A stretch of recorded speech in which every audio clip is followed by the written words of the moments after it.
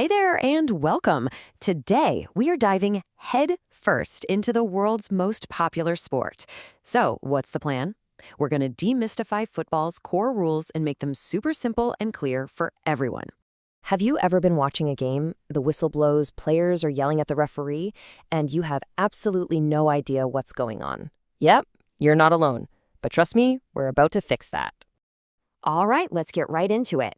We're going to break down the beautiful game in just a few minutes. We're not going to waste any time. Just the absolute must-know rules you need to follow, all the action. First things first, let's look at the absolute basics. So, what's the whole point of the game anyway? You know, at its core, football is incredibly simple. The objective is to get that ball into the other team's net more times than they get it into yours. You can use your feet, your head, your chest, pretty much anything but your hands and arms. Okay, so how long do they get to do this? Well, the magic number here is 90. A standard match is 90 minutes long, split right down the middle into two 45-minute halves. But you've probably noticed that games never seem to end right on the 90-minute mark. That's because of added time, or what some people call stoppage time.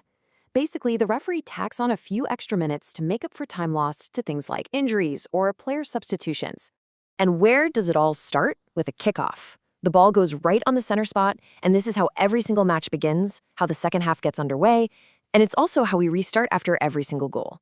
All right, so we get the main goal, but the game is played inside a box, right? So let's talk about those lines on the field. What happens when the ball goes out of bounds? Okay, so the ball's out of play. Now what? Well, it all depends on where it went out. If it goes over the long sideline, that's a throw-in.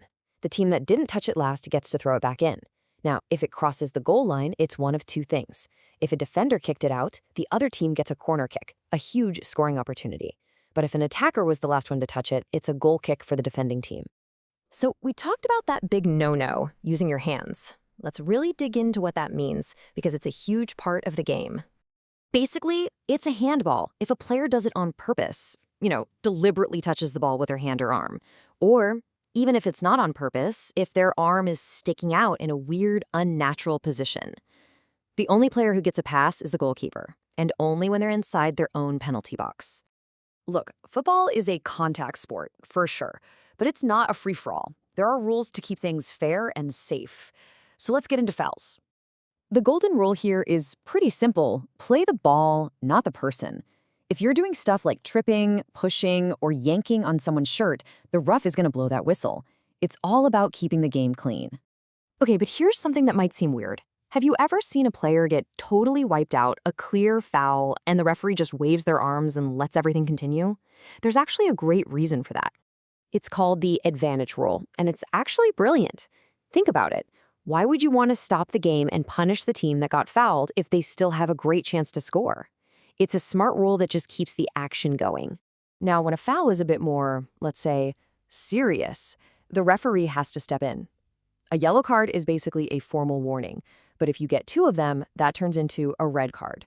And a red card, that's a huge deal. The player is sent off, and their team is stuck playing one person short for the rest of the game. All right, now let's get to the really juicy stuff. The calls that make crowds go wild, the one that can literally decide a championship. Let's kick things off with one of the most intense, high-pressure moments in any sport, the penalty kick. So what exactly is it? You get a penalty kick when a defender commits a serious foul or a handball inside their own big penalty box. It's a pure one-on-one showdown, just the shooter versus the goalie from 12 yards out. Talk about pressure. Okay, deep breaths, everyone. We're about to tackle this single most confusing rule in all of sports, the dreaded offside rule. Honestly, the easiest way to get it is with this little phrase right here. It basically stops players from being lazy and just camping out right next to the other team's goal, waiting for an easy pass. So, here's the nitty-gritty. It all comes down to one single moment, the exact second the pass is made. At that instant, an attacker is offside if they are closer to the goal than both the ball and the second-to-last defender. Really, the whole point is to make the game more skillful and stop what we call goal hanging. With so much on the line, you want to get these huge calls right. That's where technology comes in. VAR, the Video Assistant Referee. So first, something controversial happens. Then, officials in a video room hit rewind, and look at it from every angle. They'll tell the on-field ref what they see, and then that ref makes the final call, sometimes after looking at a screen themselves. And there you have it, from the simple goal of scoring to the tricky timing of offside. So now that you've got the basics down, I've got a question for you. Who really has the hardest job out there?